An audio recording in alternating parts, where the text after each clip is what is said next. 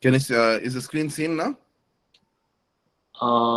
Yes. So, but have you not opened the presentation? We're not able to see the presentation. Yes. Okay. It shows. Can you go to the other view? Because now we are seeing two slides, first and the second slide. So if you can. Yes. Yeah. Okay. Now it's fine. Okay. So, good morning, Professor Ramanath, and good afternoon, everyone else. We welcome you all to the inaugural seminar of the SPS seminar series that is organized by the School of Basic Sciences at IIT Mandi. The SPS seminar series aims to conduct weekly seminars delivered by some of the leading experts in various scientific disciplines. And it also aims to facilitate and encourage interdisciplinary research collaboration, which is a key facet of the School of Basic Sciences at IIT Mandi. So today in the audience, we have faculties from various disciplines and other schools as well, and PhD scholars and also a handful of MSc students and some BTech engineering physics students. So today we are honored to have with us Professor Ganapathy Ramanath. Professor Ramanath is the John Todd Horton Professor of Material Science and Engineering at the Rensselaer Polytechnic Institute, New York, United States. Professor Ramanath received his PhD from the University of Illinois at Urbana-Champaign in '97. His PhD thesis work won him a Graduate Student Award from the Material Research Society. He joined Rensselaer in '98 as an assistant professor and was promoted to full professor in 2006 and was named the John Todd Horton Chair Professor in 2013. His research focuses on developing a fundamental understanding of structure processing property relationships in molecular, tailored, inorganic thin films, bulk nanomaterials, and interfaces, and harnessing them for energy and electronics applications. He has authored over 175 journal articles and received over 11,000 citations, including 9 US patents. He's the Fellow of Material Research Society, elected Fellow of APS, Senior Member IEEE, Alexander von Humboldt Fellow, and the Fellow of American Vacuum Society. He has won several international awards, including the Frederick Wilhelm Friedrich Wilhelm Bessel Award, Alexander von Humboldt Foundation, Germany, Professor Bergman Young Scientist Award, US Israel Binational Science Foundation, NSF Career Award, IBM Research Partnership Award. He also holds several visiting appointments at various universities worldwide, including Indian Institute of Science, Bangalore. So today he's going to talk about, as you can see from the title, molecularly tailored nanomaterials and interfaces with novel properties. So we'll have about 40 to 45 minutes for the seminar and then 15 to 20 minutes of Q&A. And after that, we will request the students to leave, and then the faculty members and Professor Ramanath can have a discussion for about 25 to 30 minutes. Okay, with this few words, I then hand it over to Professor Ramanath. Thank you very much. I feel very honored to be the inaugural speaker of this SBS seminar series. I have been to IIT Mandi about a couple of years ago. It's almost going to be 3 years since I've been to IIT Mandi. It was a lovely visit, and I'd like to visit sometime soon. So today, what I'd like to share with you is an overview of research activities of making nanomaterials, inorganic nanomaterials, and tailoring their interfaces by using molecules. And this is all inherently interdisciplinary. And I reckon Ajay and Girish invited me to share that interdisciplinarity here. Before I do anything further, I'd like to show you that all this work was done by, let's see, can you see the cursor? I don't see the cursor showing up. Okay. No. Well, okay. So by many postdocs and students that are highlighted in blue over here. So, um, and collaborators worldwide, including Theo Borka-Taschuk, who has contributed significantly to many aspects of the first part of the work, and many others who have listed in blue, who have contributed to the second part of the work as well. And I'd like to acknowledge funding from the multiple agencies, including the National Science Foundation, many different programs, the Department of Energy, and many companies, and also other award prizes that enabled collaborative research. So over here is a collage of the kinds of things that we had been doing.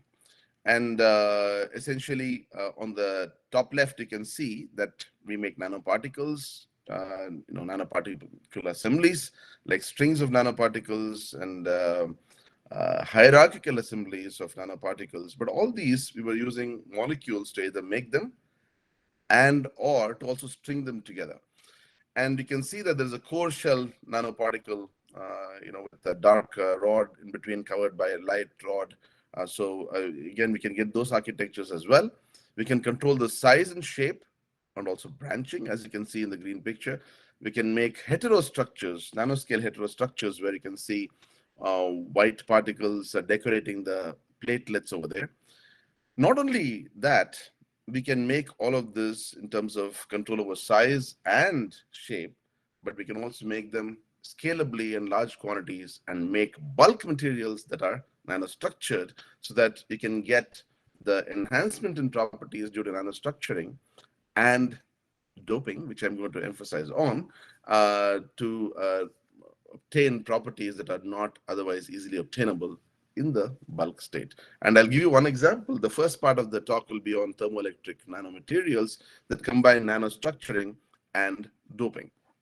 The bottom panel actually shows how we can use a single molecular layer, and we can see that that is at the interface of copper and silica, so it's an inorganic interface. And the next shows that molecules act as hooks, so they are hooked by obviously bonds. And this concept we have actually demonstrated can enhance many properties. For example, they can make non-sticking materials stick. They can enhance thermal conductivity, which is counterintuitive. They can enhance electrical conductivity, which again is counterintuitive. And we can also use this for work function tuning and get some unusual mechanical and viscoelastic responses. These concepts can be applied to tailor novel porous materials and tailor polymer metal interfaces and so on. So let's talk about thermoelectrics, which is the first part of my talk. Here, most of you probably know that thermoelectric conversion is actually very exciting and very environmentally friendly. You can convert a heat gradient to a electrical gradient or vice versa. Now, if you apply a voltage, for example, you can heat one side and cool the other side. And depending upon which side you put this on or which way you have put the voltage, you can either heat or cool. Let's say a car seat, for example. This is used in high-end cars. It's used in infrared detectors, used for night vision goggles, and which is very useful for defense applications, and also for picnic refrigerators and other applications for consumer electronics. Now, energy harvesting is actually the other side.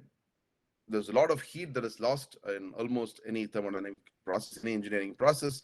Even if we are able to recover some of that as electricity, we'll be in good shape. And this has been the holy grail. And this has not been quite realized yet because the efficiencies involved are actually very low.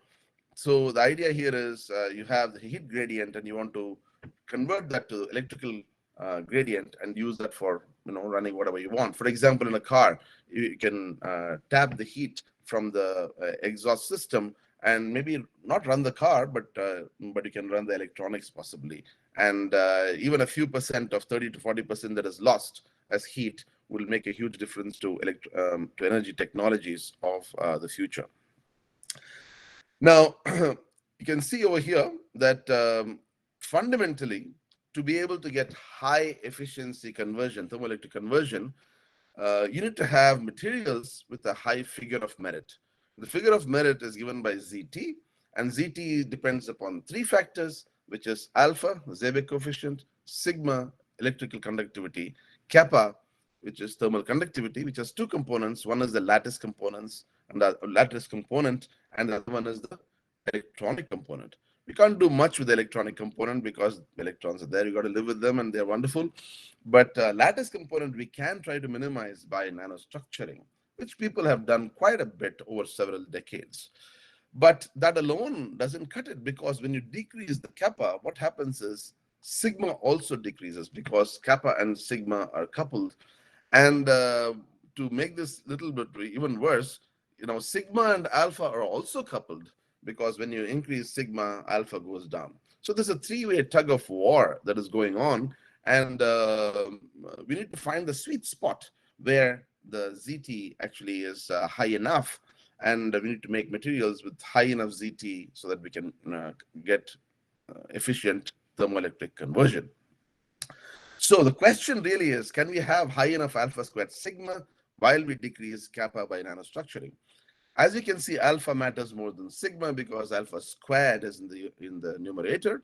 So, and the answer is yes. And I'll show you that we can actually decrease kappa, in fact, kappa L, and we can increase alpha, and hence alpha squared, while keeping sigma high enough. And this we can do by very simple and scalable processes, which we have actually commercialized as well. So the process by which we make these materials, these nanostructures, is a surfactant directed nanocrystal growth.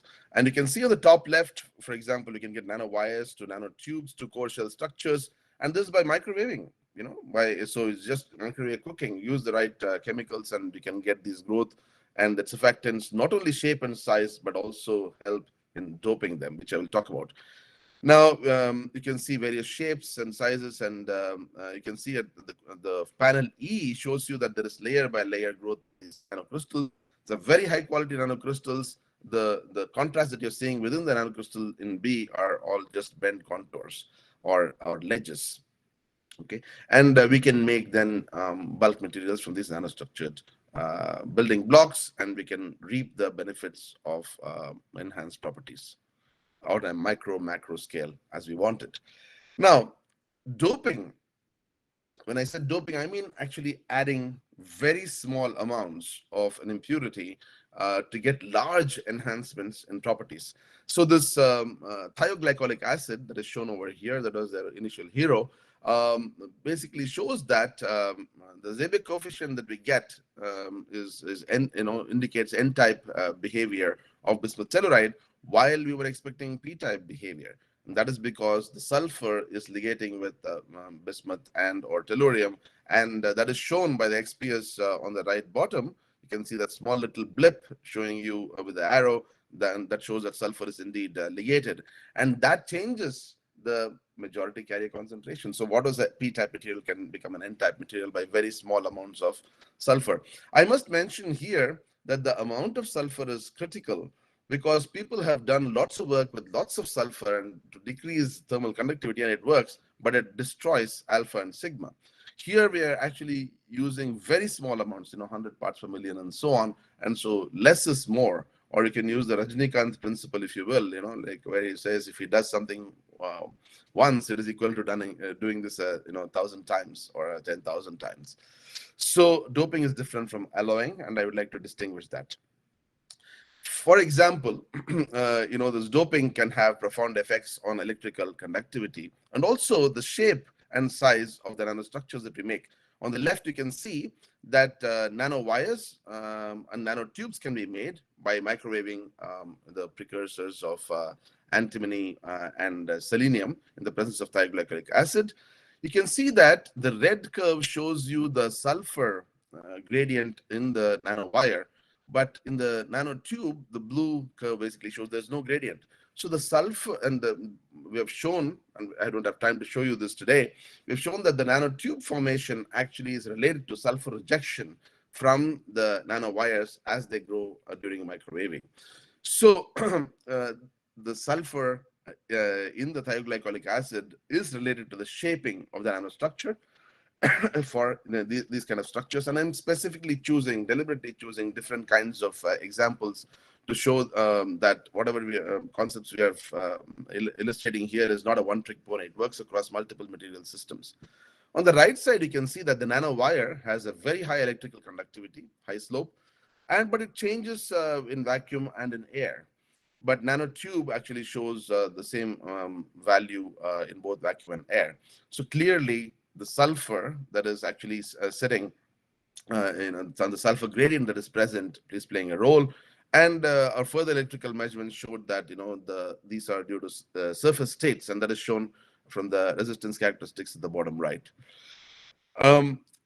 Another aspect is, so basically I've showed you that sulfur can tailor the electrical conductivity. In fact, the value that that we get by sulfur doping, we get 10 to the 4 or 10 to the 10 higher electrical conductivity than the bulk. So, small amounts can make a large difference. Now, another property is alpha, which is Seebeck coefficient, and this also can be tuned by heterostructuring. I showed you some pictures earlier, and I'm showing you some more. You can see that these nanoplatelets, you can make them just as they are, or you can also combine this with another process where you can put some tellurium precipitates on the nanoplatelets. So you're making a heterostructured nanoscale building block or nanocrystal. And you can see on the top left that the Seebeck coefficient actually changes as a function of heterostructuring. In fact, if you look at the bottom left, you can see that the Seebeck coefficient is 150 microvolts per Kelvin, which is nearly 50% higher than what you see for the case of for the non-heterostructured nanoplatelet assemblies. So you can actually change the Seebeck coefficient also. And the reason why you're able to change is, you can see at the bottom right, that we have hetero interfaces, and these can act as filters for the hot electrons. And that is what actually changes the entropy of the charge carriers near the Fermi level, which is what is the Seebeck coefficient. Now, can we actually do all of this? Can we do nanostructuring and decrease the kappa? Can we increase alpha and sigma? And the answer is yes. So we microwave, make these platelets, and these are doped with sulfur, and I'll tell you the effect in a few minutes. And you can see that those platelets, we take them, we can make grams, and we've shown them in Thermoaura was a company that I co-founded, which is now sold its IP to other companies, where basically we can make ton scale quantities of these and make these bulk crystals bulk pellets rather, comprised of nanocrystals. And what we find really here is that the figure of merit for both P and N type nanomaterials that are doped give you higher figure of merit than either whatever is available in the marketplace. One difference here is we are actually tailor making these nanocrystals, while in other cases they make ingots and they actually crush them to decrease the size and make them nanoparticles really. So Thermoaura scaled this, and now there's a new company called Topwith that is actually taking this forward. Now, this is not for a single material. This actually works for multiple materials. You can see over here that for the bismuth telluride, your ZT, N-type ZT, actually goes from around 0.35 to 1.1. That is more than 250% enhancement. For bismuth antimony telluride, it is a smaller enhancement from around 0.83 to 1.1. For antimony telluride, it is from 0.3 to 0.75. And even for bismuth selenide, which is not a great thermoelectric, there is some enhancement when you do nanostructuring and doping. And this is also applicable to other classes of materials like oxides. We have shown this for zinc oxide by aluminum doping, and that is shown on the right side. So all these were actually double checked with multiple blind samples across multiple groups to ensure that all these are what we were measuring in our labs were validated elsewhere as well. So you can see over here that there is a diminution of 50 to 75% of the thermal conductivity because of nano-graining and nanoporous microstructures. And that is shown by the transmission electron micrographs on the top right. And you see the thermal conductivity and the electrical conductivity, they're related by the Wiedemann-Franz law, which is captured quite nicely. This actually bears testimony to the fact that when we change the sulfur doping, which we have good control over, we are able to tailor the electrical conductivity x-axis and the thermal conductivity, and they are correlated. We know this. But the key thing here is you can see that the kappa L, basically, that is the ordinate intercept, that is determined by the grain size. And so we are getting nano grains and we are getting high phonon scattering, and we are getting a diminution in that. And we have figured this out by quantitative microscopy and modeling. What we have actually found is that that's shown on the bottom right graph, where we have seen that the pore size, grain sizes, etc., we have measured from microscopy and put this into a Debye Conway kind of model. And you can see that the nanograins, nanopores actually give you the decrease in the thermal conductivity. There is some effects due to alloying, which can, we can do that. We can add bismuth to antimony telluride or antimony to bismuth telluride, and you can get some decrease. So in that graph, basically, the data points are experiments and the curves are actually models, and you can see that they agree very well. So that is the easy part. Now, the sulfur doping, what does it do? It actually does many things, and I'm going to capture three concepts here. One, which I will not show you in great detail, is that by passivating the nanostructures, it actually makes it very easy to handle. It prevents or inhibits oxidation of the nanostructures. So you can handle these nanostructures actually now without a glove box if you want. And so you can use this, you can store this for months or years without too much hassle. Now, in addition, on the left graph, you can see that the sulfur actually has different oxidation states as shown by the core level spectra obtained by XPS. We have shown this for bismuth selenide and bismuth telluride, so you can see multiple peaks. So clearly, there are different electronic states associated with sulfur, and that can have, it has different occupancies, and that can have an important effect on the band structure, and also and hence the Seebeck coefficient and the electronic properties, which I will talk about. I'll give you two examples. Let us take the example of antimony telluride, which is a p-type lower band gap semiconductor. And the left graph shows you the electrical conductivity actually goes down with increasing temperature, and that is typical actually of metals or of degenerately doped semiconductors. So in our case, antimony telluride is not a metal, it's a degenerate, it's actually semiconductor. So this behavior shows that basically that the Fermi level is within the band and not in the band gap. So the alpha curve actually keeps going up, and that is significant. But the kappa, you can see, is actually not changing at all because it's determined mainly by the grain size. So the right graph shows you that the Seebeck coefficient for our nanostructured bulk doped samples is clearly higher, and those are shown by blue dots, and they're higher than the undoped, which is shown by black dots, and also for bulk single crystals shown where the data is shown over here. So that actually turns out to be very significant, as I'll show it to you in this particular graph.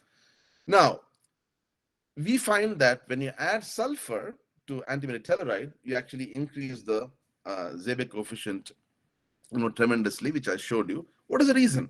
Well, to figure this out, we actually did photo emission studies, that is X-ray photoelectron spectroscopy, using synchrotron radiation to look at the occupancy of sulfur and look at the defect structure and the defect structure balances.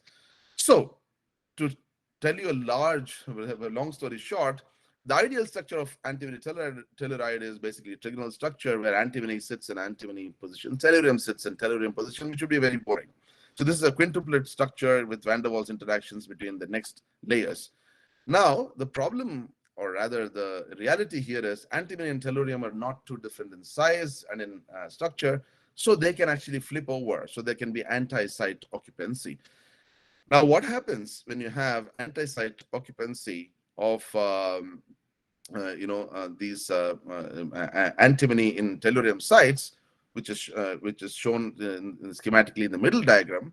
What happens really is that your number of holes actually go up. So that is good for electrical conductivity.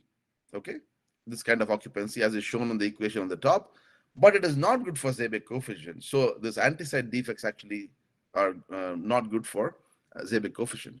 Now, when you put sulfur, what it does what it does is it actually inhibits this anti-side defect occupancy, and you can see the sulfur actually is sitting in the tellurium site, so antimony cannot go and sit in the tellurium site. Please remember that sulfur actually is a chalcogen, so it is actually it's an isovalent dopant. Really, it is not the classical doping as in silicon. Here, it is changing the defect chemistry, and that's what is happening. Now, this is all very nice, which means that for every sulfur atom, I can basically suppress one hole. And that is not very efficient, really, right? If that is what is happening. Well, what we find really is that our calculations really show that, and also our experiments show that for very small sulfur amounts, you are able to get large enhancements in the Seebeck coefficient. So this is actually having a profound effect on the energetics, which I will tell you in just a minute. But let me show you the evidence for sulfur occupying the tellurium sites, and that is seen on the top right. You can see that the sulfur, that is a sulfur band, sulfur is occupying the tellurium 6C sites. You can see that is the biggest peak, and it can also occupy the antimony 6C sites and tellurium 3A sites. All of those are possible, but the 6C sites is the preferred occupancy.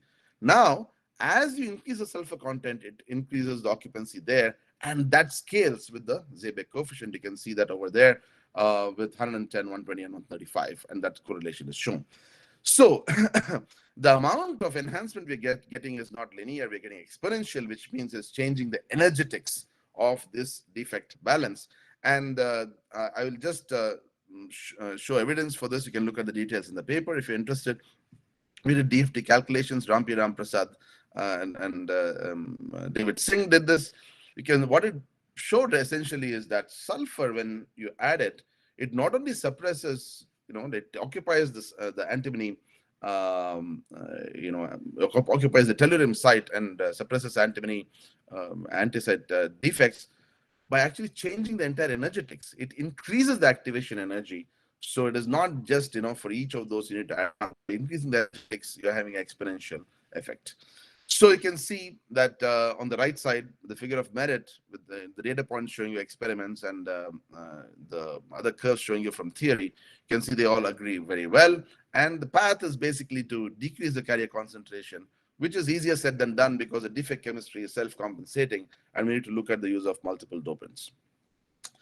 Let me show you the N-type example where there is a different mechanism. This is a bismuth telluride selenide.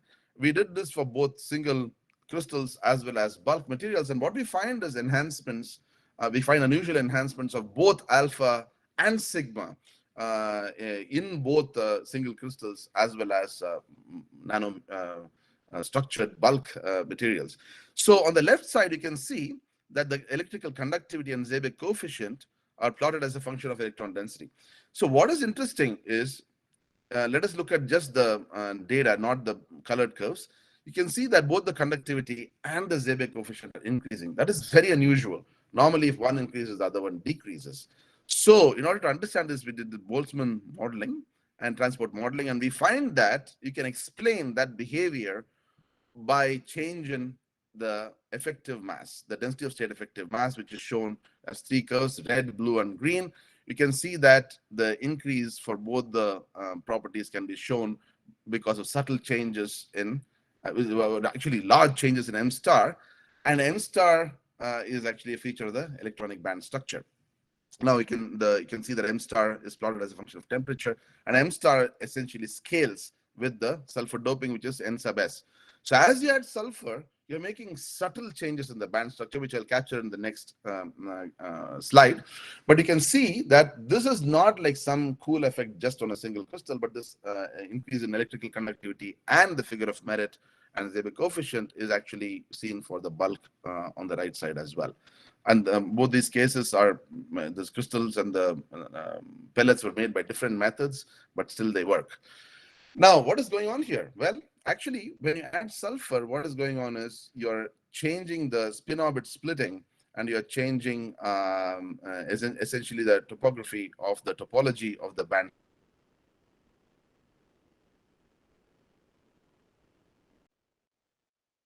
what really happens is you can see that adding more sulfur can increase the spin orbit splitting, and you can see that it can decrease the spin orbit splitting, and it can change the band gap and also the curvature of the band structures of the bands near the Fermi level, and that can change alpha very profoundly.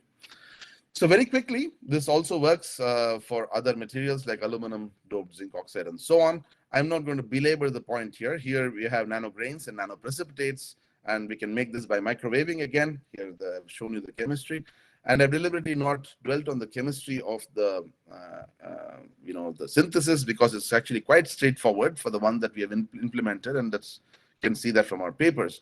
Now, the doping here is caused by aluminum. And so again, in the bottom right graph, you can see that the electrical conductivity, it goes through a maximum, and you want to pick that together with the kappa minimum, and the kappa minimum actually is determined by the grain size.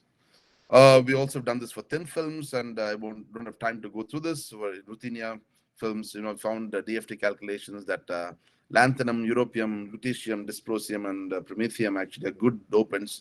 And when we did experiments, we were able to, validate that. So basically, finding the right dopant is an important area here that needs further work. Let me just switch to the second part of my talk. And here I'm going to show you that putting a molecular layer with the right kind of bonding, right kind of structures, you can actually get very unusual properties. And this could be very useful for electronics, flexible electronics, new kinds of composites, and other heterostructured materials or devices that will involve both organic and inorganic layers. And what we showed nearly 2 decades ago, actually. See, molecular layers or SAMs are known for many things, tribology, lithography, etc. on surfaces. What we did was we actually put it at an interface, and the idea was to minimize the thickness of the layer between these two inorganic layers to prevent diffusion and enhance adhesion. Normally what happens is, if you need to get some adhesion, there needs to be some intermixing. But there are cases like in copper and silica or gold and silica where diffusion is very fast, but adhesion is very poor. So when we put this molecular layer, we were able to show that actually the copper diffusion is inhibited and the adhesion is also enhanced. How is the copper diffusion inhibited? Well, in order to study that, we did these metal oxide semiconductor capacitors we made with and without the molecular layer, and that is seen from the bottom left. And then we apply a high electric field and drive the copper ions through the silica to make it electrically break down. And you can measure the leakage current, and leakage current is an indication of the copper flux, and that is what is plotted here. So you can see when there is no molecular layer marked as control, you see that the silica basically electrically breaks down immediately. When you have an amine terminated SAM, well, that breakdown is actually postponed. And when you use a carboxyl terminated molecular layer, you see that it is postponed several fold. And that is very interesting because conventional barriers of titanium or tantalum nitrides, those barriers of similar thicknesses are actually not continuous, and those show you worse behavior. So these molecular layers are self-assembling, and they can form very nice molecular layers and very nicely packed structures, which, by the way, we have not optimized at all. Here we have just shown the proof of concept, and it can block copper ion diffusion.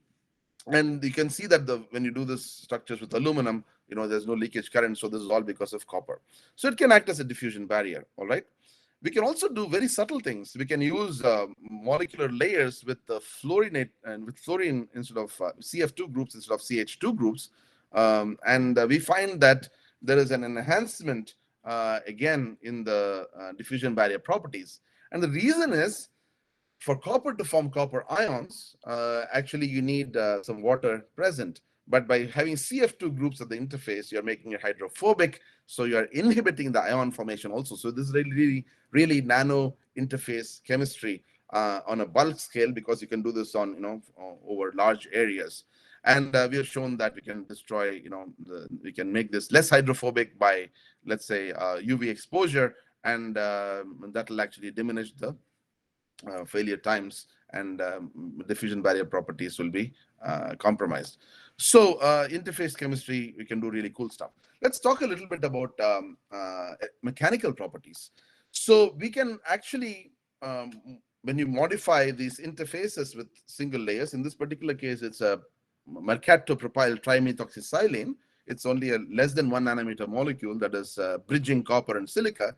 What you find actually is a threefold enhancement in the fracture energy as shown on the right side. And this we can do by quantitative measurements. We make actually cantilevers that are several millimeters long, but we're able to study the interfacial delamination. Now, where the delamination happens is studied by X-ray photoelectron spectroscopy, and what it shows us is, I won't go through details. We have studied enough of this and published enough of this, but the main story here is it breaks at the interface where the molecular layer is, okay, which is not surprising. But what was surprising to us is that the breakage happens at the SiO-Si bonds between the molecular layer, organosilane, and the SiO2, rather than copper and sulfur. Okay, and that is surprising because copper sulfur bonds are known to be weaker than SiO-Si bonds, which are very strong. Well, they're strong, but in ambient, when we have water, the strength is actually compromised. So in order to actually study that, we plotted the fracture energy given by G as a function, the interfacial fracture energy as a function of annealing temperature. You can see that the first data point on the left, basically, well, the green curve basically is without the molecular layer, and you see that there is no effect at all. It's equally bad, the interfacial fracture energy. But if you look at the red curves, the enhanced fracture energy is shown by the first point at like whatever room temperature. But after that, there is a decrease in the fracture energy as you anneal it, and above 300 degrees, if you anneal it, there is a monotonic increase in the interfacial fracture energy. All these measurements are at room temperature. This is after annealing at different temperatures. Now, the breakage happens at the molecularly tailored interface for most cases, except at high above 500 degrees centigrade, we find that the epoxy that is holding the structure together actually breaks before the molecularly tailored interface. This is very interesting because what this tells you is that the molecularly tailored interface is not the weakest link anymore. So you're getting some huge, toughening. And also, that the molecules, these are organic molecules, and they're not going to withstand 500 degrees on a surface. They're going to either evaporate or break up. So at an interface, they can't evaporate, but they can break up. But if they're breaking up, they also can reform bonds. In fact, that is what is happening. And I'll just show you very briefly a couple of features of enhancement in properties. One is when you actually heat the samples to less than 400 degrees centigrade, what happens is the SiO-Si bonds that are formed during heating, they get hydrolyzed, during cooling. They get rehydrated. So you form these silanol groups and you form a weak interface as shown on the left.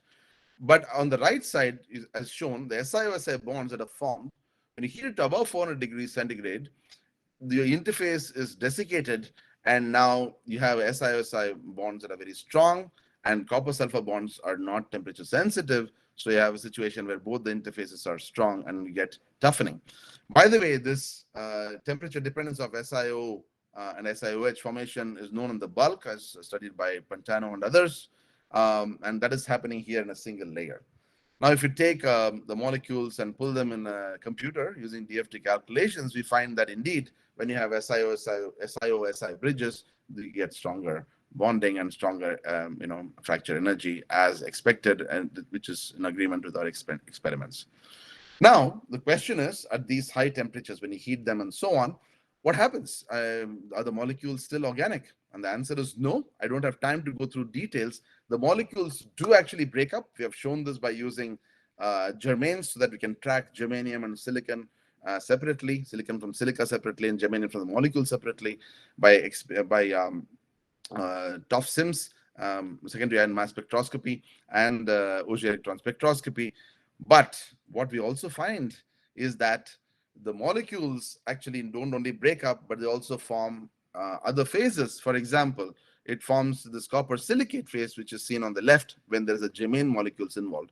Such phases are not formed when you use a silane, And nevertheless, what happens with silane is really hard to determine because these are single layers, and single layers can even form an amorphous inorganic layer. So punchline here is there can be phase transformation, and there can also be nano layer, organic to inorganic transition, forming like an inorganic layer that can promote adhesion. So this concept, actually, we have applied it to polymer metal interfaces and showed that we can again make non-sticking materials like carbosilanes stick on copper. And this is useful for electronic applications. So you use low dielectric constant materials like Teflon to bind to metals. Low dielectric constant materials don't bind very well with most materials. And using a single layer, single bond, single layer of bonds is actually good enough. You don't need lots and lots of glue. One layer of good bonds is good. That is this nano glue concept. I'm going to, I'm thinking I'll skip this. How many more minutes do I have, Girish? Maybe 5 more minutes. Okay, all right. So I'm going to skip this part. But let me just talk to you about our recent work published a couple of years ago. When we actually take this polymer metal ceramic structures and we put the molecular layer in between, and we subject them to cyclic loading, what we find is something unusual, and that is seen on the bottom left graph. You can see the fracture energy when you have no molecular layer, it is just flat. Okay, it is all, it is whatever it is. It is some joules per meter squared. But when you do a cyclic loading at certain frequencies, you get what you get actually is a higher value of fracture energy than if you had no molecular layer. More interestingly, what you find is to see if you actually change the water content, if the water content is actually low, you can actually you see such toughening. But if you increase the water content, that toughening goes away. That frequency dependent toughening goes away, as seen on the right graph. And this is a very busy graph, but I'll just tell you a couple of things here. You see the red band on top left graph. That is basically the fatigue peak. That is the peak due to cyclic loading. The value of the fracture energy during cyclic loading is higher than the value of the static loading, which is very unusual. Normally, fatigue will actually weaken things, but here fatigue is strengthening. So all this happens without, I mean, all this does not happen without molecular layers. It happens only when the molecular layer is at the interface. So this composite laminate mechanical properties have, you can tailor them by using a single molecular layer at one interface. So this is really huge because this unusual phenomena is happening.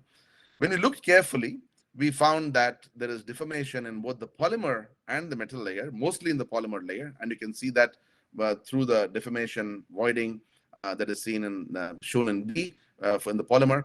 And in A, you're seeing actually for the metal, but that accounts for less than 1% of the energy dissipated. So the wrinkling also happens actually in the frequency. All the wrinkling, when we actually do for different frequencies, we find that wrinkling is maximized at around 100 kilohertz, sorry, 100 hertz, excuse me. And that corresponds to basically the region that is the same frequency region where we actually get toughening. So what really is happening, to figure that out further, we just change the polymer. And we found that if we put a soft polymer, we get the toughening, but the hard polymer, we don't. So what is really happening actually is rheological, deformation. The polymer is getting deformed. And the polymer, remember, is away. You have this metal, you have the molecular layer in ceramic, the polymer is actually on the top. So this molecular layer is creating strong enough bonding at the interface to transfer the load to create deformation in a distal polymer layer. And such effects can be actually engineered in these kind of composites and laminates, and that is very interesting.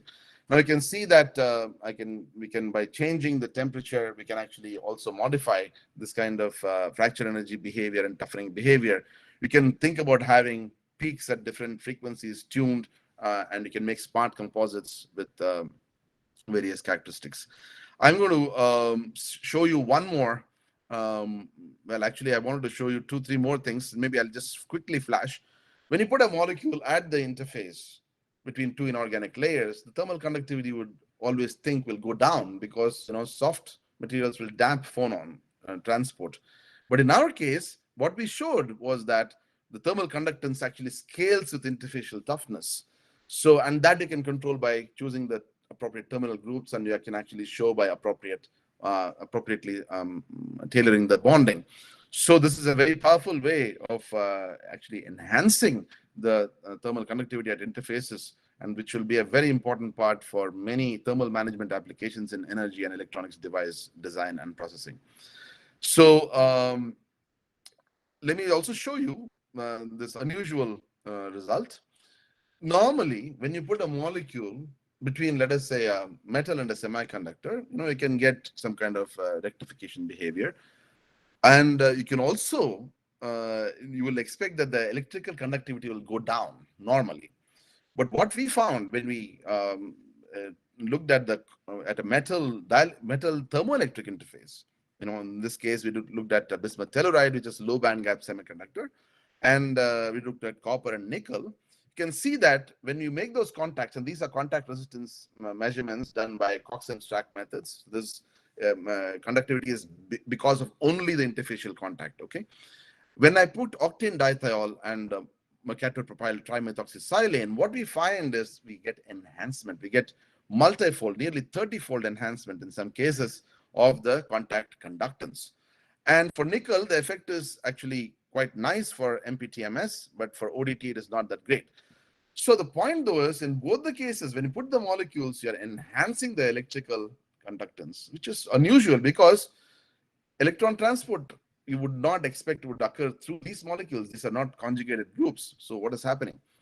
Well, here is one more surprise. You can see that the contact conductivity, if I take dithiols of different lengths, for the copper alone, if you can see the red curve on the left graph, you can see that the contact conductivity actually goes up as a function of increasing dithiol length.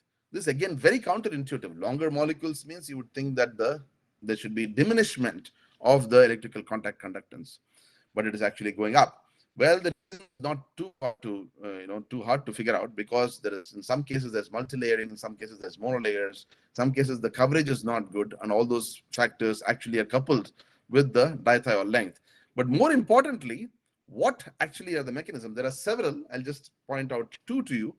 One is the molecular layer actually is not acting as a conduit here for the electron transport. What it is really doing is it is changing the interfacial chemistry and changing the phase formation at the interfacial chemistry, and that is giving rise to changes in the electrical conductance behavior. You can see over here that when you put MPTMS, the bismuth oxide and the tellurium oxide signals are diminished because now you have scavenged the interfacial oxygen, and that can actually have increased the electrical contact conductance at the interface. Another way it can do, and this is true for the case of copper bismuth telluride and nickel bismuth telluride structures, the molecular layer that we have used, MPTMS, inhibits copper diffusion when you add the molecular layer in between. This I've shown this to you for copper silica earlier. And for the case of nickel, it actually promotes nickel telluride formation, which enhance ohmic contacts for this bismuth telluride. So there are several mechanisms that are chemical in nature at the interface that are activated by these molecular layers that could be very interesting for tailoring properties. Our next holy grail really is actually to make these multi-layered interfaces with these molecular layers, so that you can reap the benefits of these molecular layer induced property enhancements from from proximal as well as distal layers, and get emergent properties. Like, for example, on the right hand side, you can see there is we can have a fracture energy bands, where bands of frequencies where you can get enhancement in the fracture energy, but in between there is a diminishment. So this can be used for designing smart composites and with very unusual mechanical properties. So I hope I've shown you that molecularly directed rapid synthesis can be used for shaping, sizing, but also can be used for doping and making bulk materials with unusual properties where you're decoupling unfavorably tangled properties in the first place. And molecular nanolayers are also are very useful for tailoring a variety of interfacial properties, electronic, thermal, and mechanical, and that I've shown you for a few different systems. And I would be happy to answer any questions that you may have. Thank you very much for your attention. Thanks a lot, Professor Ramanath.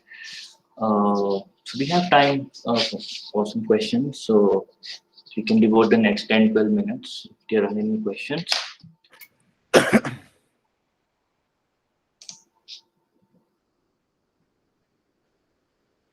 So, Kirish, may I ask a question? Yes, please. Yeah, okay. So whoever has so if you have questions, you can also actually type in the chat box, and then we can take them up. Yes, go ahead. Yeah, okay. So this question is regarding this hard and soft polymer actually. I mean, like, okay, you mean like you have shown that for the soft polymer there is a peak in the frequency diagram there. So what actually, how we are defining the hard polymer and soft polymer, and how the interface actually is different when it is a hard polymer and soft polymer.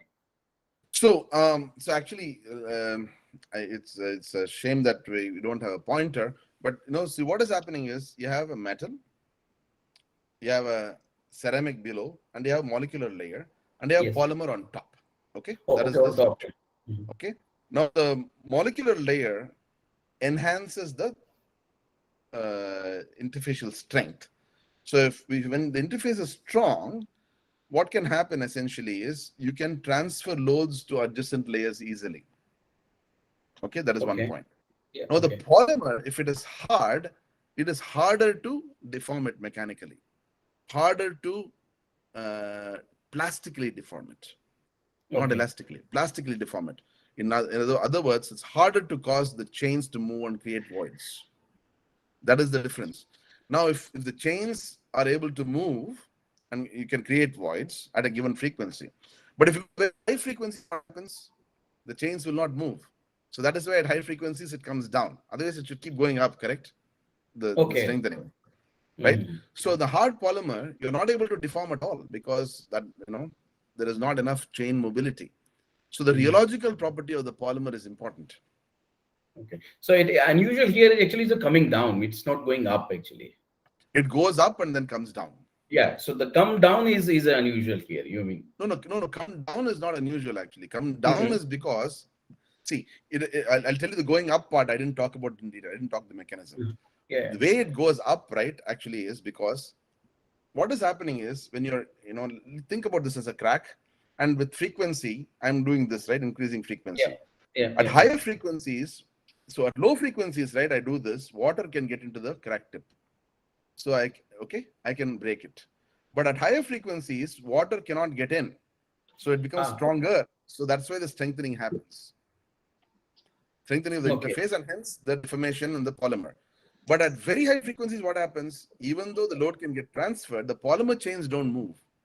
And we have shown this basically with the rheological properties of all of that, all the polymers. And I didn't go through any of the details. I just wanted to show you, in this particular talk, I thought I'll show you different interesting results than focus on, the details in each case, because each case there's a detailed story. Yeah.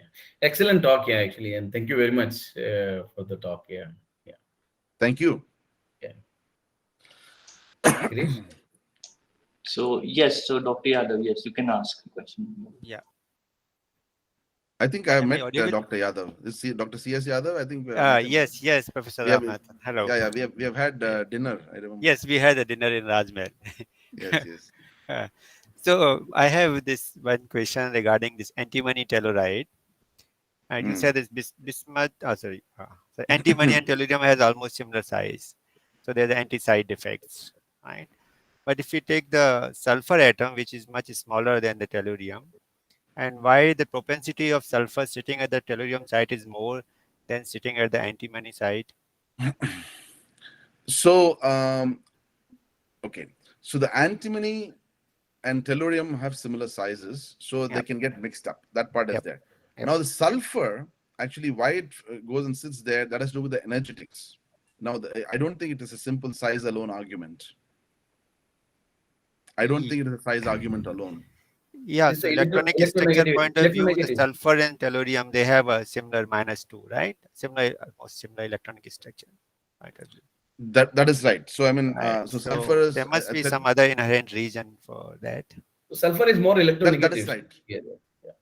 That is right. I agree with you. It is not the sulfur. Why is sulfur occupying the tellurium sites? It is not just a size argument. Mhm. I think it is a more sophisticated Yeah. electronic structure level argument. In fact, because sulfur actually is changing really the electronic structure subtly. Mhm. You just need enough to change the electronic structure, the curvatures, and so on. I showed you for the N type. For the P type, of course, we have not looked at what exactly it does to the electronic structure.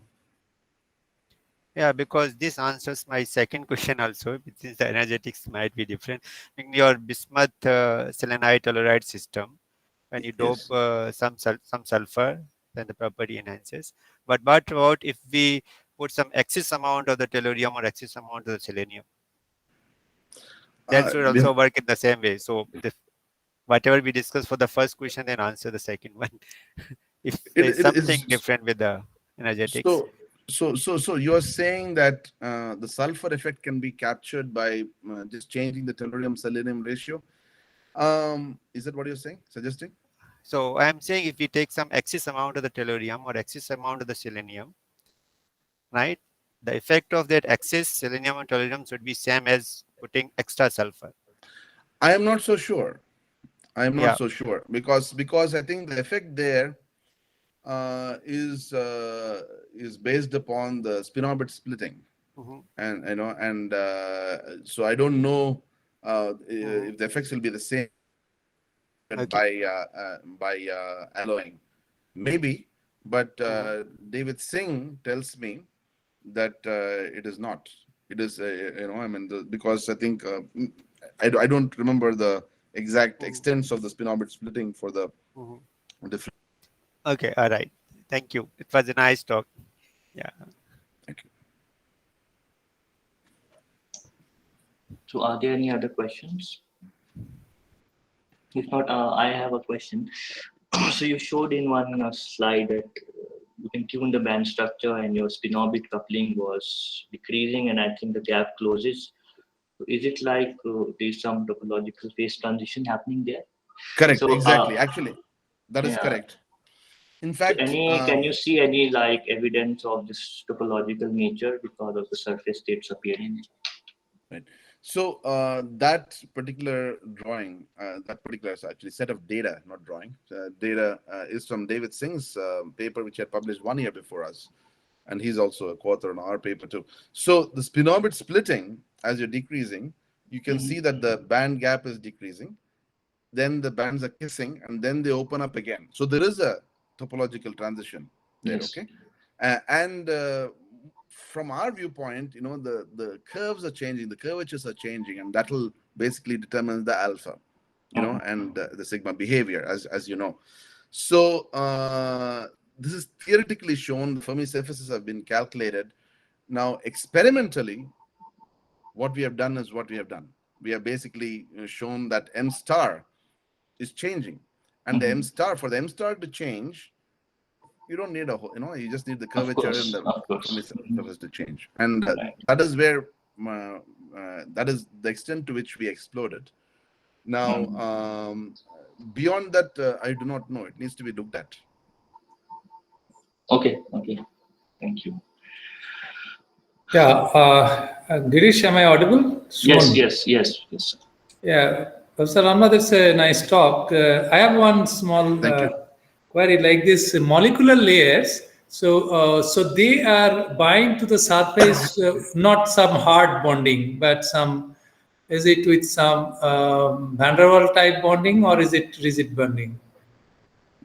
We are talking about covalent hookups. Yeah, yeah. We're talking about sulfur copper is, I mean, there can be some coordination, but it's definitely not van der Waals. But we have Okay. done molecular layers with, let's say, for example, we have put graphene there. Okay, if you want to screw up an interface, put graphene. It just works very nicely in terms of adhesion properties or thermal conductivity, right? If you put, let us say, a CH3 terminated molecule, okay, that essentially that will give you more van der Waals like forces. So we have done that as well. Yes. So so you can control the bonding strength by choosing your terminal group.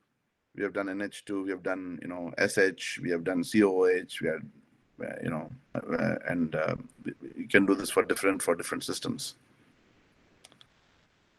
The molecular layer, so does it also affect the electrical properties or only this thermal properties you have checked? No, I showed you the electrical properties briefly in the very Okay. last part. In fact, there are 3 papers.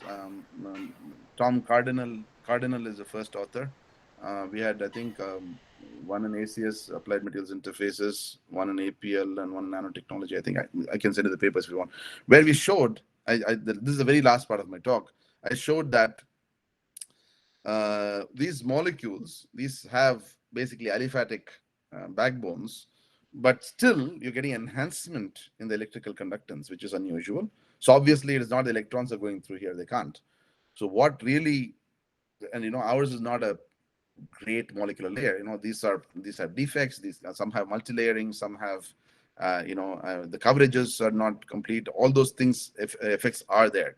But what we were able to show definitely is that these molecular layers change the interface chemistry. They act as scavengers. For example, mercaptopropyl trimethoxysilane, you have scavenging of the interfacial oxide, and that enhances the electrical conductance. That is one mechanism. Another mechanism is it can actually change the phase formation pathway that happens by intermixing of the metal and the thermoelectric, metal and the semiconductor. And this presence of the single molecular layer, as I showed you, with the germane, I showed you that one layer of germanium atoms can make a copper silicate, but silane, doesn't do it.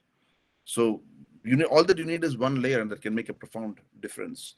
And this is exciting because as we go to push the limits of nano devices, we can do stuff with a single layer of atoms. We can tailor our properties. So it's a kind of surface passivation. I mean, passivation of defects in the surface. Is it doing like that? I would say what I just said, because it actually changes the chemistry. It alters the chemistry. I don't know what defects are present. It's not an epitaxial film or anything like that. So we can talk about defects to really, maybe it does, but for that you need to do separate kinds of experiments where you do this with single crystals. But it does change the phase formation. Phases formed, you can modify that with the molecular layer, and the phases formed can give you different contact properties, and it can change the interface chemistry which can again change the contact properties. I've shown you examples where it enhances. It can also diminish. Obviously, for nickel, I didn't focus on it much. It is a little bit more complicated story, and that's discussed in the paper. Okay, thank you. Welcome.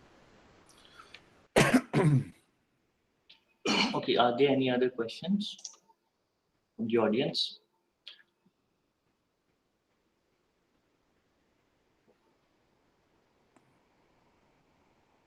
Okay, if no more questions, then maybe the students can leave and the faculty can have a discussion if they want to with Professor Ramanath.